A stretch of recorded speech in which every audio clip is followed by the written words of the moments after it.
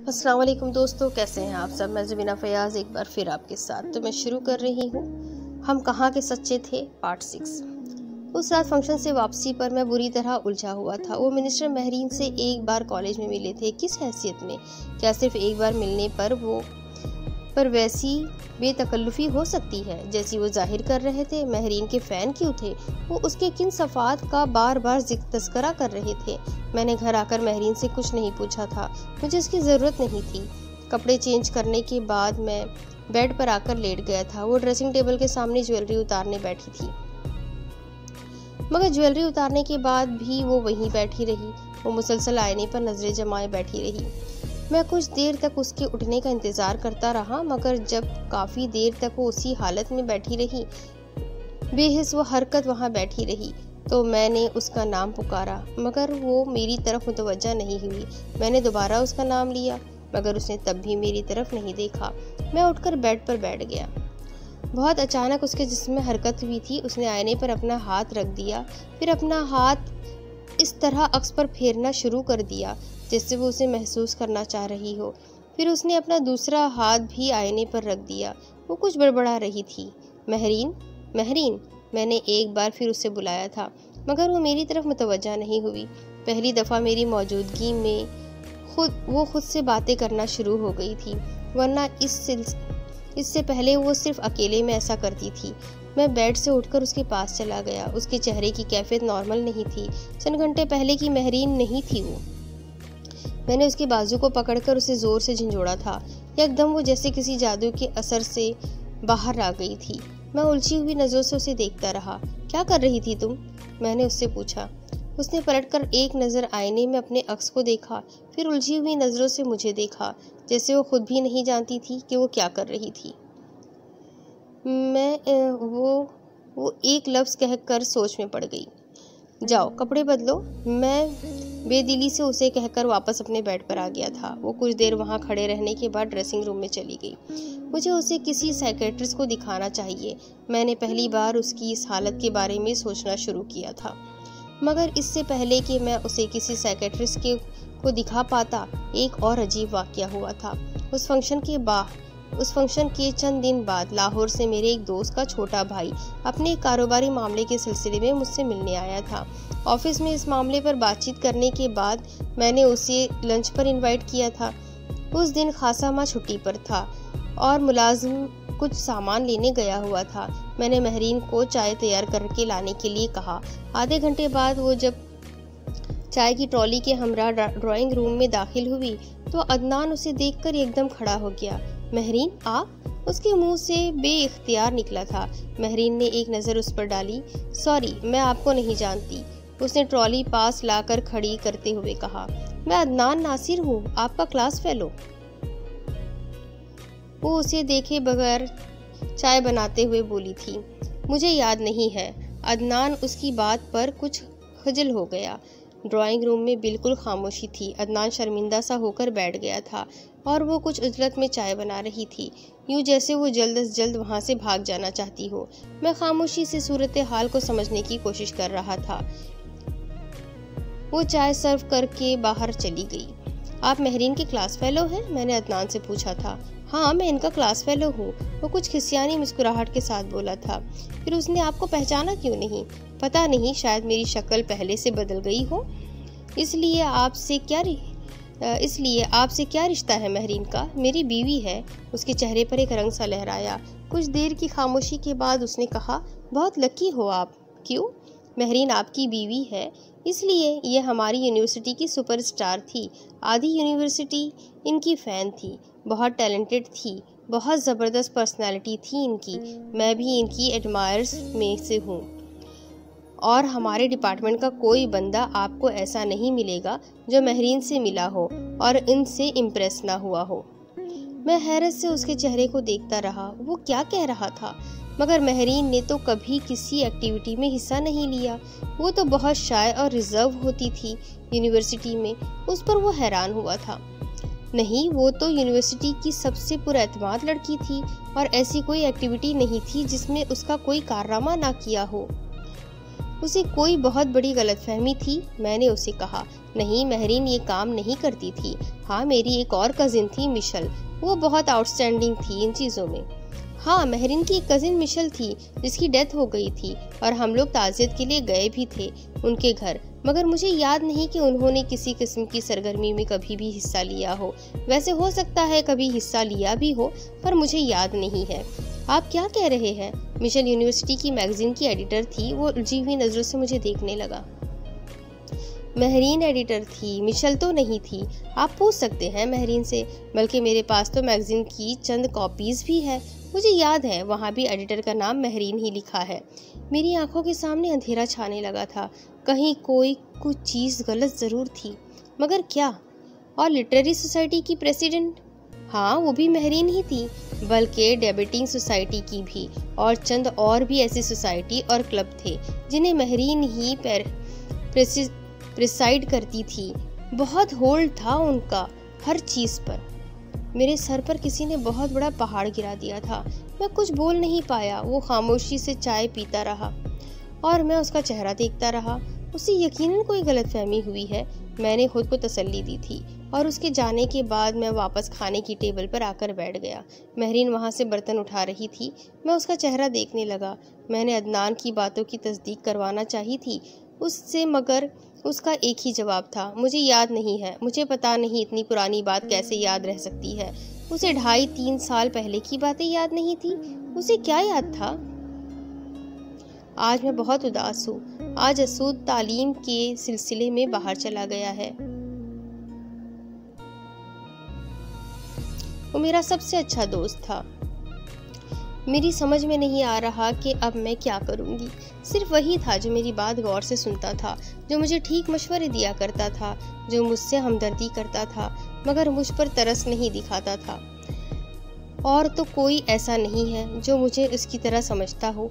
पता नहीं मुझे क्यों लगता है जैसे वो मेरे बारे में बिना बताए सब कुछ जानता है।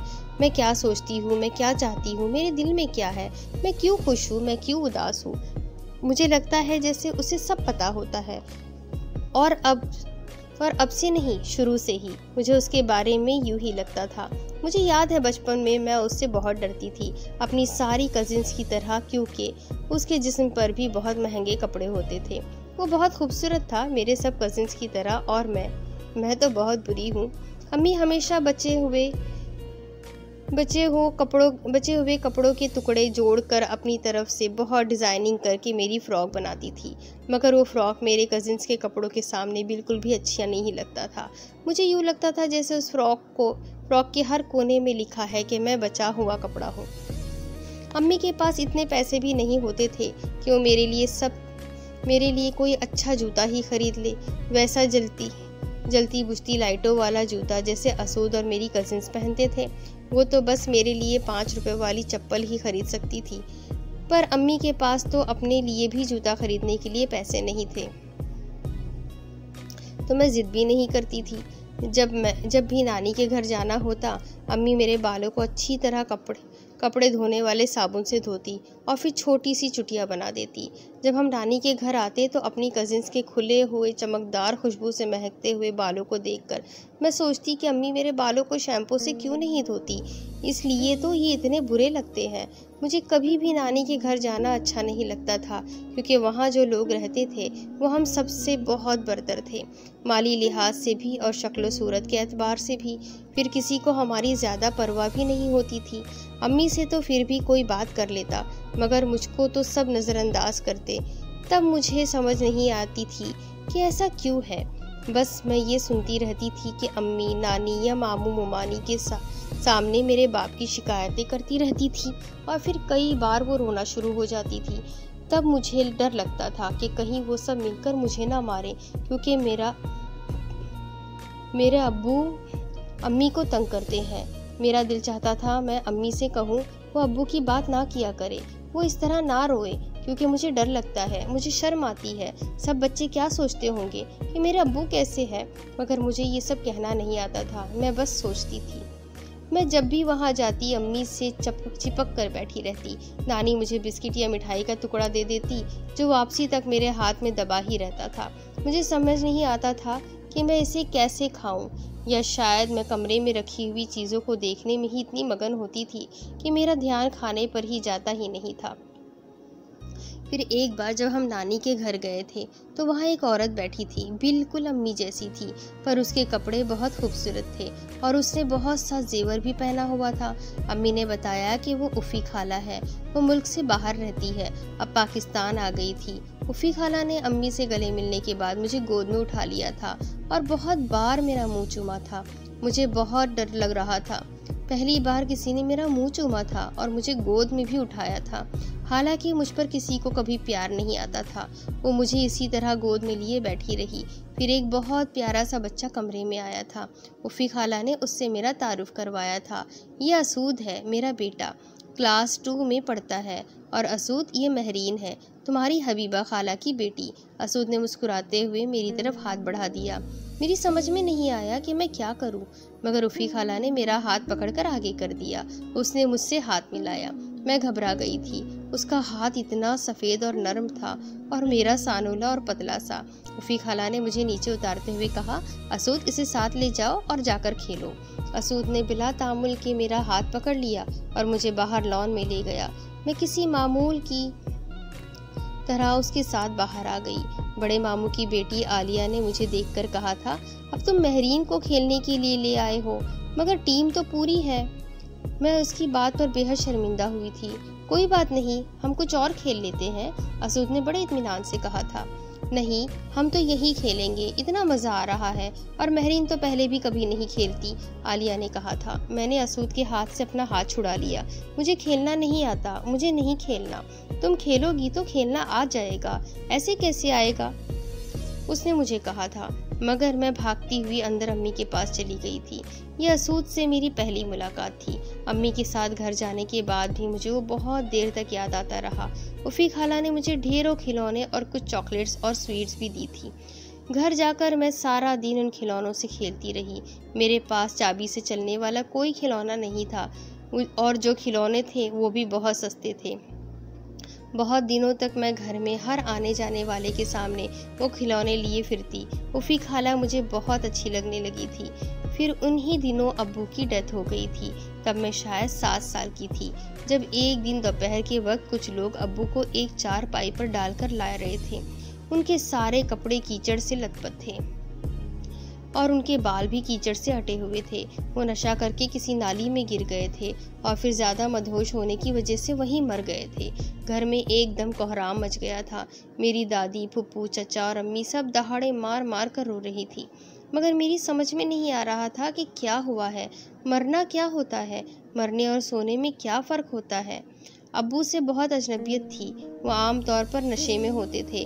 जब मदहोश होते थे तो घर के किसी कोने में पड़े होते थे, और जब पुरसुकून हालत में होते थे तो या अम्मी से झगड़ते थे या किसी और फर्द से। उन्हें मेरा ख्याल ही नहीं आता था। उनका प्यार बस ये होता था कि कभी खाना खाते हो या कुछ और खाते हो तो वो मुझे कुछ ना कुछ दे देते थे और मैं उस पर ही बहुत खुश हो जाती थी। पर जब वो लड़ते या नशा करके लेटे होते तो मुझे उनसे बहुत डर लगता था। उनकी मौत पर बस मुझे ये पता था कि वो नाली में गिरकर मरे हैं, और नाली गंदी जगह होती है। फिर वो कीचड़ में लुथड़े हुए थे, और कीचड़ कोई अच्छी चीज़ तो नहीं होती, और सब लोग भी बार बार ये कहते थे कि खुदा ऐसे मौत से बचाए। मैं अंदर एक कमरे में जाकर बेड के नीचे छुप गई थी। मुझे डर था कि ननियाल से सब आएंगे तो वो अब्बू को देखकर क्या कहेंगे कि वो कितने गंदे हैं। मेरी कजिन्स मेरी मजाक उड़ाएंगी। मैं उनका सामना नहीं करना चाहती थी। फिर पता नहीं कितनी देर मैं बेड के नीचे ही रही। मैं वहाँ सो गई थी। जब मैं जागी और बाहर निकली तो शाम हो रही थी। अब्बू को दफनाया जा चुका था। मैं बाहर आई तो वहाँ ज़्यादा लोग नहीं थे और अब्बू भी नहीं थे। मेरे ननियान वाले अम्मी के पास बैठे थे।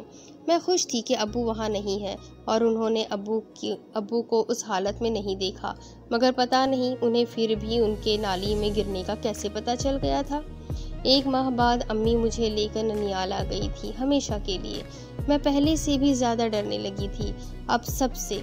कई दिनों तक सब अब्बू का जिक्र करते रहे, उनके झगड़ों का, उनकी बुरी आदत का, उनकी मौत का और नाली का। नानी मेरी अम्मी से कहा करती थी, शुक्र करो अल्लाह ने जान छुड़ा दी, ऐसे शौहर का ना होना होने से बेहतर है। तुम्हें फिक्र करने की ज़रूरत नहीं है। मेरा दिल चाहता था मैं भी नज़र उठाकर किसी को ना देखूं। मुझे सबसे बहुत शर्म महसूस होती थी। ननिहाल आने के बाद अम्मी ने मेरा स्कूल बदल दिया था। अब मैं भी अपनी कज़िन के साथ बहुत बड़े स्कूल में जाती थी। मेरा पहला 4 कमरे का स्कूल इस स्कूल के एक ब्लॉक के बराबर भी नहीं था। सब कुछ बहुत डरावना लगता था मुझे। यहाँ कोई भी मेरा दोस्त नहीं था। फिर कुछ माह बाद एक दिन अम्मी मुझे उफ़ी खाला के घर ले गई थी। असूद का घर तो नानी के घर से भी बड़ा था। उफ़ी खाला ने मुझे देखकर फिर उठा लिया था। वो मुझे अंदर ले गई थी। फिर उन्होंने असूद को आवाज़ दी थी। मैं ड्राइंग रूम में आकर और भी हैरान हुई थी। वहाँ ऐसी ऐसी चीज़ें थी जो मैंने कभी नहीं देखी थी। उफ़ी खाला ने मुझे सोफे पर बिठा दिया। तभी असूद अंदर आया था। देखो असूद, महरीन आई है। तुम इसे अपने कमरे में ले जाओ, खेलो इसके साथ और फ्रिज से चॉकलेट्स निकाल कर दो इसे, उन्होंने असूद से कहा था। मैं जाना नहीं चाहती थी मगर असूद मुझे ज़बरदस्ती ले गया था। उसका कमरा देखकर मैं दंग रह गई थी। वहाँ इतने खिलौने थे कि वो एक कमरा टॉय शॉप लगता था। उसके कमरे में टीवी और वीसीआर भी था और उस वक्त एक वीडियो गेम खेल रहा था। वो मुझे भी टीवी के पास ले गया। मैं टीवी स्क्रीन पर भागते दौड़ते टर्टल्स को देखकर बहुत हैरान थी। तुम्हें गेम खेलनी आती है? उसने कंट्रोल्स हाथ में लेते हुए पूछा। नहीं, मैंने झिझकते हुए कहा। वो कुछ देर खामोशी से खेलता रहा। मैं कंट्रोलर पर हरकत करती उसकी उंगलियों को देखती रही। फिर अचानक उसने कंट्रोलर मेरे हाथ में थमा दिया। तुम खेलो ज़रा, ये इतना भी मुश्किल नहीं है। मैं घबरा गई थी। नहीं, मुझे खेलना नहीं आता। मैं खौफज़दा थी कि किसी बटन को प्रेस करने से कहीं गेम ख़राब ना हो जाए। बहुत आसान है, ये ऐसे खेलते हैं। उसने कंट्रोलर पर हाथ चलाकर मुझे दिखाया था। लो, अब तुम करो। मैंने झिझकते हुए बटन दबाया था। उसने मेरा हाथ पकड़कर गेम खेलना शुरू कर दिया, बिल्कुल वैसे जैसे कोई बच्चे का हाथ पकड़कर उसे लिखना सिखाता है। कुछ देर तक मैं डरी रही मगर वो बड़ी महारत से मेरा हाथ पकड़कर बटनों को आगे पीछे करता रहा। स्क्रीन पर नंबर बढ़ रहे थे।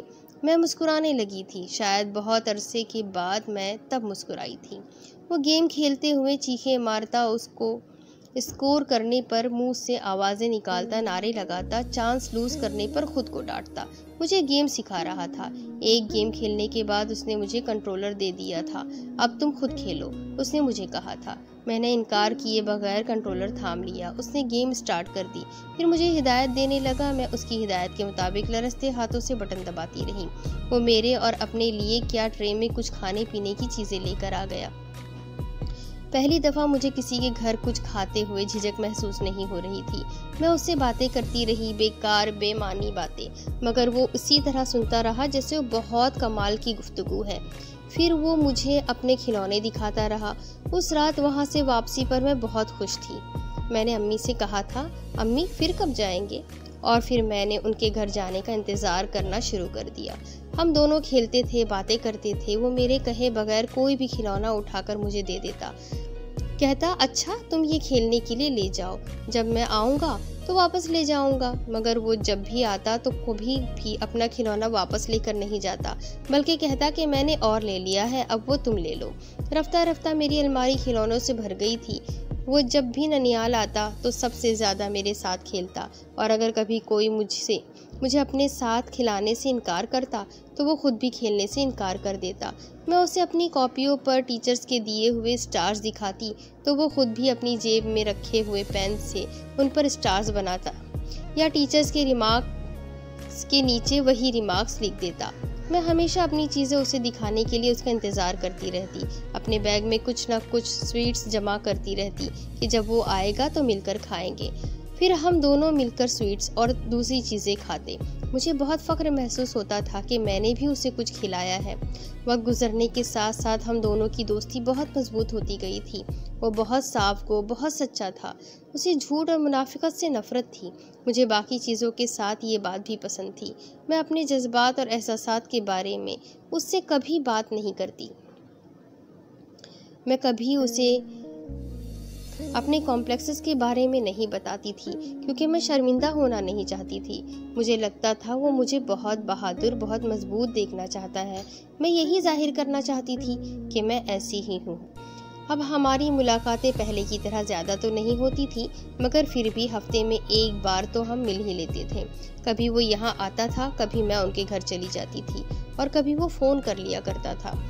अब हम खिलौनों से नहीं खेलते थे, अब हम दूसरी चीज़ों के बारे में बातें करते थे। वो अपने प्लान बताता रहता था, मुझे इस साल से ये करना है, उस साल से ये और उस साल से ये। उसके पास अपने अगले 20 सालों की प्लानिंग मौजूद थी। वो इतना ज़हीन था कि मुझे उस पर रश्क आता था। हर बात का उसे पता होता था। हर मसले का हल उसके पास होता था। मेरा दिल चाहता था मैं हर वक्त उसकी बातें सुनती रहूं। उसने कभी मुझे मेरी कम आयगी का एहसास नहीं दिलाया, कभी ये नहीं जताया कि मेरी शक्ल सूरत कितनी आम है, या ये कि मुझ में कोई भी खास बात नहीं है। वो मामूली बात पर भी मेरी तारीफ करता था, ऐसे काम की भी जिस पर शायद कोई बात करना गवारा ना करता हो। मेरा दिल चाहता था कि मैं उसे बताऊं कि मैं स्कूल में किन किन चीज़ों में हिस्सा लेती रही हूँ, कौन कौन से काम करती रहती थी, मगर मैं उसे कभी भी ये बताने की हिम्मत नहीं कर पाई। वो गैर निसाबी सरगर्मियों में ज़्यादा दिलचस्पी नहीं लेता था और मुझे लगता था कि शायद इन चीज़ों में मेरी अचीवमेंट को वो ज़्यादा अहमियत नहीं देगा।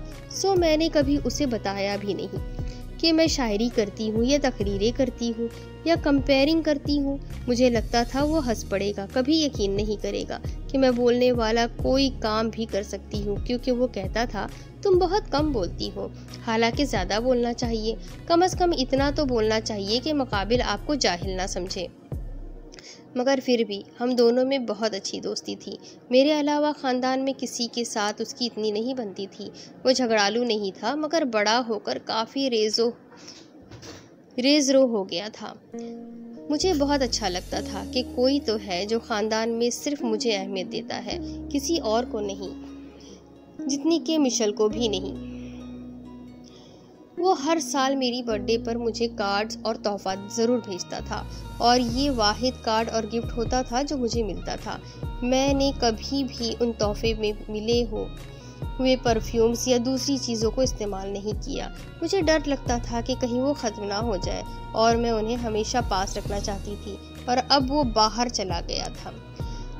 अभी थोड़ी देर पहले वो सबसे मिलने आया था, मुझसे भी मिला था। मेरा दिल चाहा था मैं रोने लगूं। पता नहीं अब मैं उसे कब देखूंगी, पता नहीं अब ये दोस्ती रहेगी भी या नहीं। उसने मुझे कहा था कि मैं उसे ख़त लिखा करूं, और वो भी मुझे ख़त लिखेगा, लेकिन ख़त से क्या होगा? मैं उसे देख तो नहीं सकूंगी ना, और ना ही उससे बात कर सकूंगी। मुझे अपना आप बहुत तन्हा लग रहा था। मुझे बहुत रोना आ रहा था। आज स्कूल में मेरा आखिरी दिन था। अब मैं पहले की तरह दोबारा कभी वहाँ नहीं जा पाऊँगी। मैं 8th के बाद इस स्कूल में आई थी, वो भी सिर्फ इसलिए क्योंकि मैं मिशेल वगैरह की गाड़ी में उनके साथ स्कूल जाना नहीं चाहती थी। फिर मिशेल भी मेरी क्लास में थी। मैं हमेशा उस खौफ में रहती थी कि वो मेरे बारे में किसी को कुछ बता ना दे। मैं कुछ भी नहीं कर पाई थी। टीचर भी मुझ पे इतनी तवज्जो नहीं देते थे जितनी वो मिशेल पर देते थे, क्योंकि वो बहुत खूबसूरत थी। इतनी खूबसूरत कि मुझे लगता अल्लाह ने दुनिया में और किसी को इतना खूबसूरत नहीं बनाया। फिर उसके पास जो चीज़ भी होती थी वो क्लास में किसी के पास भी नहीं होती थी। मामू और मुमानी उसके लिए बहुत खूबसूरत चीज़ें लाया करते थे। वो पूरी क्लास को अपनी चीज़ें दिखाती रहती थी, और मैं डरती थी कि कहीं कोई क्लास फेलो मुझसे ना पूछ ले कि वो मेरी कज़िन है, फिर मेरे पास वैसी चीज़ें क्यों नहीं। फिर अगर जिससे छुट्टी के वक्त गेट पर आने में ज़रा भी देर हो जाती तो सब मुझे बुरी तरह झिड़कते थे। ड्राइवर भी घर आकर डांट अलग पड़ती थी, कभी नानी से कभी मुमानी से। मिशेल की बात पर सब एक लम्हे का इंतज़ार किए बगैर यकीन कर लेते थे। हालांकि वो बहुत झूठ बोलती है, मगर वो इतनी खूबसूरत है, इतनी मासूम है कि हर शख्स फ़ौरन उस पर यकीन कर लेता है। और मैं अगर चीख कर भी सच कहूँ तो किसी को यकीन नहीं आता। मेरी टीचर को भी नहीं आया था जब एक दिन क्लास के दरवाजे के पास रखा हुआ गमला मिशेल से टूट गया था। हम लोग उस रोज़ सबसे पहले आए थे। मिशेल मुझसे आगे चल रही थी। क्लास में दाखिल होते हुए अचानक उसके बाजू से बैग सीधा गमले पर गिरा था। और गमला ज़मीन पर गिर गया था। उसने फौरन बैठकर उसे सीधा करने की कोशिश की, मगर वो एक किनारे से टूट चुका था। मिशेल ने मेरी तरफ देखा। मैं खामोशी से अंदर चली गई, वो भी अंदर आ गई। टीचर बेल बजने पर अंदर आई थी और उन्होंने आते ही गमले के बारे में पूछा था। क्लास में खामोशी रही थी। कोई भी नहीं जानता था कि गमला किसने तोड़ा है, सिवाय मेरे और मिशेल के। टीचर ने दोबारा कहा था, मैं आपसे पूछ रही हूँ कि ये गमला किसने तोड़ा है। एकदम मैंने सच बोलने का फैसला कर लिया। टीचर, ये मिशेल का बैग गिरने की वजह से टूटा है। मिशेल ने मेरे जुमले पर मुड़कर मुझे देखा था। तुम झूठ बोल रही हो, ये गमला मैंने नहीं तोड़ा। अगर मुझसे टूटता तो मैं खुद ही बता देती, उसने मुझे कहा था। मगर इस वक्त मुझे शदीद सदमा हुआ था जब एक लम्हे की ताखीर के बगैर टीचर ने कहा था, महरीन, आपको शर्म आनी चाहिए। आप झूठ बोल रही हैं, वो भी अपनी कजिन के बारे में। आपकी सज़ा ये है कि आप मेरे पीरियड में खड़ी रहें। मैं एक लफ्ज़ भी अपनी सफाई में नहीं कह सकी थी। वो 40 मिनट मेरे लिए बहुत इंसल्टिंग थे। मैं अगले कई दिन अपनी क्लास फेलोज़ और मिशेल से नज़र चुराती रही। मिशेल ने घर आकर मुमानी को भी ये बात बताई थी और मुमानी के साथ साथ मामू ने भी मुझे झिड़का था और रही सही कसर नानी ने भी पूरी कर दी थी। मेरा दिल इस स्कूल से उचाट हो गया था। मैं वहाँ कुछ भी नहीं कर सकती थी। वहाँ मेरी शनाख्त मिशेल की कज़िन की हैसियत से होती थी, खूबसूरत मिशेल की आम सूरत की कज़िन। और 8th क्लास का इम्तिहान पास करने के बाद मैंने नानी से कहा था कि मुझे इस स्कूल में नहीं पढ़ना। मुझे चाहे किसी गवर्नमेंट स्कूल में दाखिल करवा दे, मगर मेरा स्कूल बदल दे। मेरी ख्वाहिश बहुत आराम से पूरी कर दी गई। मिशेल की अम्मी पहले ही चाहती थी कि मुझे लाने और ले जाने की जिम्मेदारी से उनकी जान छूट जाए, सो उन्होंने इस ख्वाहिश को तकमील में अहम रोल अदा किया था।